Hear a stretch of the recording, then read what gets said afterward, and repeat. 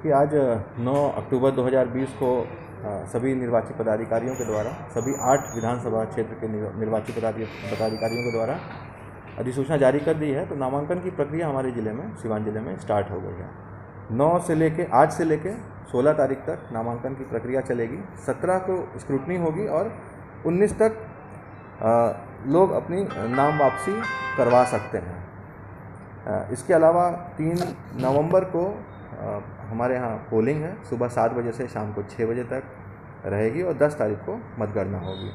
सभी बूथों पे कोविड-19 को ध्यान में रखते हुए हम लोगों ने सुविधा प्रदान की है। सभी पोलिंग पर्सनल्स को कोविड किट दी जाएगी, मास्क रहेगा, फेस शील्ड रहेगी, ज़रूरत पड़ने पे पीपीई किट भी उन लोगों को दिया जा रहा है। अगर ज़रूरत पड़ेगी तो उसका इस्तेमाल ये लोग बिल्कुल करेंगे। सभी बूथ पे हम लोग सोशल डिस्टेंसिंग मार्कर लगा रहे हैं, 20 से 25 हम लोग लगाएंगे, जिससे कि जो भी लोग बूथ पे जा रहे हैं उनको ये ना लगे कि वहाँ भीड़ ज़्यादा होगी तो हम लोग कैसे खड़े होंगे और सोशल डिस्टेंसिंग का पालन नहीं हो पाएगा। तो मैं सब आपके माध्यम से यही अनुरोध करूँगा हमारे सभी इलेक्टर्स को, वोटर्स को बल्कि, कि ज़्यादा से ज़्यादा मात्रा में लोग उस दिन 3 नवंबर को आएँ और वोट करें। वहाँ पे सोशल डिस्टेंसिंग का पूरा ध्यान रखा जाएगा और कोरोना से बिल्कुल डरने की ज़रूरत नहीं है। लार्ज स्केल पे आप लोग आएँ।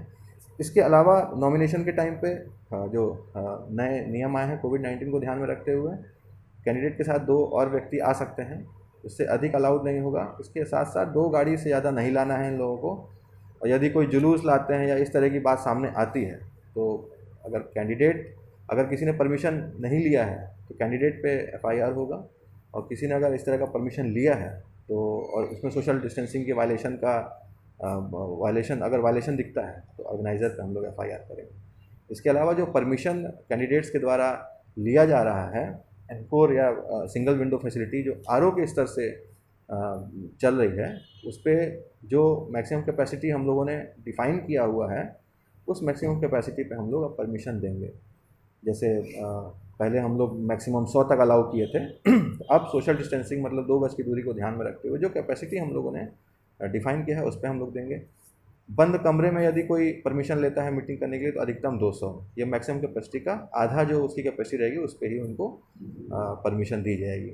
लेकिन मैं अभी सभी लोगों से यही अपील करूँगा कि सोशल डिस्टेंसिंग मतलब कोविड-19 की जो गाइडलाइंस हैं तो पिछले 6-7 महीने में हम सबको पता है कि क्या करना होता है, इस पे बिल्कुल ध्यान रखना है। इसके वायलेशन को बिल्कुल हम लोग वीडियो व्यूइंग टीम और हमारी फ्लाइंग स्क्वाड और एसएसटी, स्पेशली फ्लाइंग स्क्वाड, इसको स्ट्रिक्टली मॉनिटर करेगी। सोशल डिस्टेंसिंग या कोविड-19 किसी भी गाइडलाइन का अनुपालन अगर हम लोगों को नहीं दिखेगा तो 25 तारीख को जो हम लोगों ने धारा 144 लगाई थी उसमें इसकी गाइडलाइन को फॉलो नहीं करना अपने आप में एक पनिशेबल ऑफेंस बनाया है। तो धारा 188 आईपीसी की धारा 188 के तहत हम लोग एफआईआर दर्ज करेंगे, और यदि और सीरियस मामला पाया जाता है कोविड-19 गाइडलाइंस या वायलेशन का तो हम लोग डिजास्टर मैनेजमेंट एक्ट में भी उनको बुक करेंगे। इस चीज़ का बिल्कुल ध्यान रखना है सभी कैंडिडेट्स को या उनके ऑर्गेनाइजर्स को कि कोविड-19 के गाइडलाइंस का अनुपालन उन लोगों को बिल्कुल अच्छे से करना है।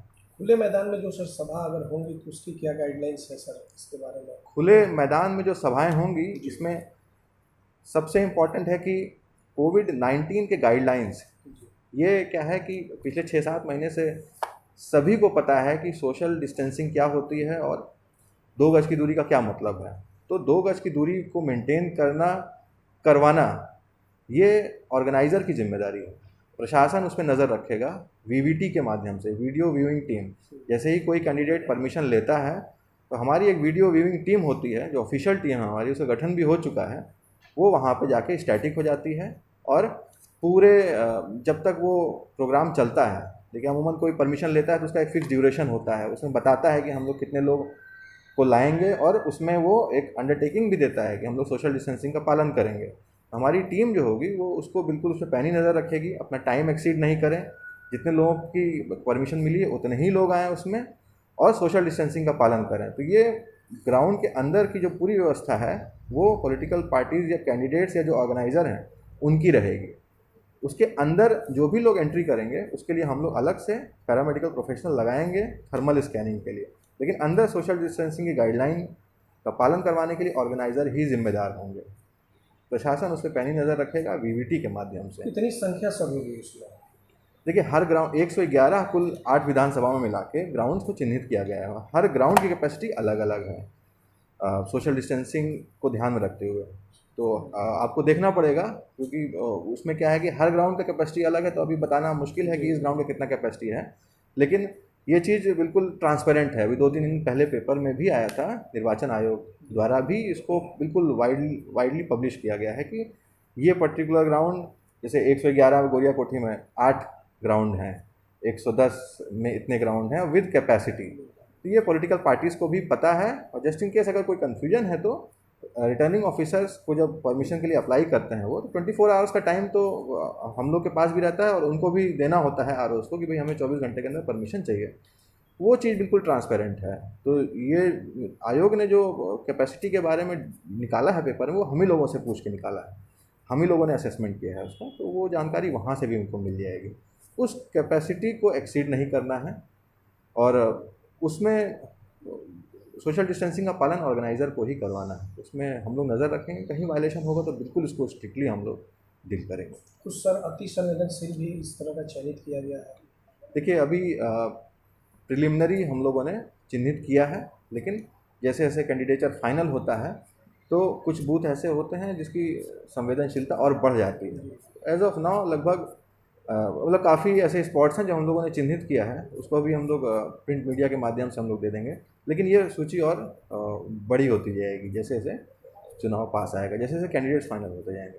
तो ये अभी नाम वापस लेने की जो तिथि है, उस दिन जो प्रेस कॉन्फ्रेंस करेंगे उसमें हम लोग क्लियर कट डिस्क्लोज कर देंगे कौन कौन सा क्षेत्र है। लेकिन एसपी साहब की लीडरशिप में जो हमारी कंपनी आई हैं, ऐसे क्षेत्रों में एरिया डोमिनेशन वगैरह भी कर रही हैं, जिससे कि वोटर्स बिल्कुल। सर मॉडल या फिर आदर्श बूथ कुछ इस तरह के कुछ?